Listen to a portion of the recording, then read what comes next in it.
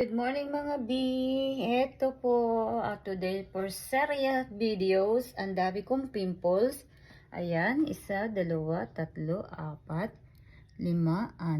7. Yan ang pagbumuka ng ating persona. Nakita nyo ngayon, naka-turtleneck ang persona. Ayan. Ito yung bago kong pangtaas na uniform. Ito yung bago. Sabi ni Madam, hindi ko na daw kailangan mag-jacket. Kasi nga, nakikita niya siguro sa camera na nag-jacket ako. Pero, may mali na naman, mga B. Pero yung panbaba, ipapa-repair ko na lang ulit. Bumalik yung aking office attire at saka pangmalakas ang flight attendant attire. May mali. Sinuot ko siya kanina. Binaliktad ko lang. Kasi, mga B, ang tatak ay ito ng company. So, kanina nasa harap yan. Mali. Ito pala ang harap. Pero nandoon yung aming company name. So, ganyan na lang gagawin ko. Hindi ko na siya matatanggal kasi wala na akong time. Ayan ang attire ko ngayon. Pag naayos ko na yung aking pantalon, kailangan daw tuck-in, sabi ni Madam. So, maganda siya. Type ko siya. Dapat ganito na lang lahat. Diba? Ganda, no? Makikita mo nyo pa yung aking 2 na pantaas. So, ito ating attire for today. Antayin natin ating car lift. At wala pa siya. Hindi pa nagme-message. Pinalalabas niya kasi ako ng 9:20. Nasa banyo pa ako. Ang dami kong pimples. Hindi ko alam. First time in my life na magkaroon ng ganito kasabay-sabay na pimple. Na mahal ako ng pimple. Ito. Outfit check. Wala pa ako sa sapatos.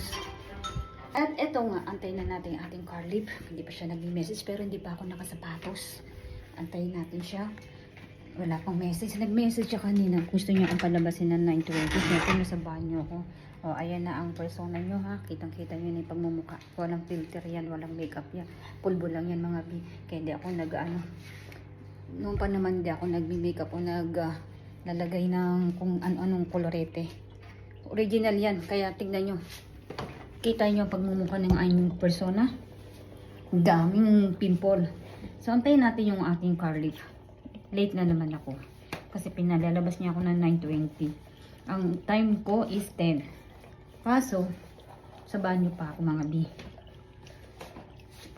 Ayan. Sa sapatos tayo. Ganda na outfit ko na. Pantaas pa lang yan. Pero nakita nyo na yung pambaba ko. Pa-repair ko kasi naglulus eh. Pina-repair na ni Madam pero pa rin ako eh.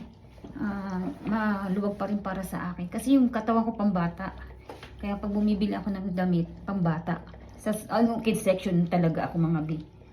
Hindi ako sa talagang ka-age ko or ka-size ko. Tignan, outfit check mga B. Outfit check. Nag-jeans na lang ako. Ayan. Hindi ako nasusukli sa umaga kasi matigas. Malalagas lahat ng buko. Ako na mag-isa day off na aking kasama. Kaya, straight duty tayo mga B ngayon. Inshallah, na marami tayong mapa-order ngayon sa araw na itong ng Martes. February 4 pala, sorry. February 4. Ayan. Turtleneck. Tinupi ko nga lang pala yan. Ito lang dapat to. Ganyan siya. Anong mas bet nyo? Ganito? Or itutupi? Ayan. First time ko rin magsuot ng turtleneck sa totoo lang.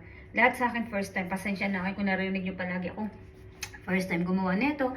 First time magsuot nito. Talagang first time mga B. Alam nyo naman yun. Boyish ang style ko talaga sa Pinas mga B. Rubber shoes lang talaga ako. Pero yung sinusuot ko nga is doll shoes. Okay mga B. Dami kong pimple oh. Ano ko yan? Gumamit na ako. Ayan, gumamit na ako ng Bakshi. Ano yan? Bakshiol? Basta yun na yung retinol. Ayan, gumamit na ako. Ewan ko kung hindi pa rin ayaw pa rin tumalab sa akin. Tapos umiinom pa ako ng kumakain pa ako ng Ayan, glutat tayong collagen glow. Dalawa kami ni Kenneth. Ubus na nga oh. Pero meron pa naman akong stock. Hanggang ngayon hindi pa rin siya nag-improve. Pero hindi pa naman ako nakakaubos ng isa nito. Magamit din pala ako nito oh. Ito pala mga B. Pampaano ng pimples ko kaso parang hindi yata ako hiyang. Hindi ko na alam kung anong gagamitin ko sa mukha ko. Talagang dumadami sila. Kung kailan ako po bumabata. At saka dumadami sila. At saka ako nagkakaroon ng pimple mga B. Ayan yung tsura ng lola nyo. Ayan. Ayan. Nandito na nga tayo sa shop mga B. Yung buhok ko kahit walang suklay yan. Pero bagsak na yan. Tignan nyo. Oh, mamaya na ako magsusuklay para malambot. Kasi kapag basa yung buhok ko, hindi ako talaga nasusuklay kasi mas marami siya nalalagas.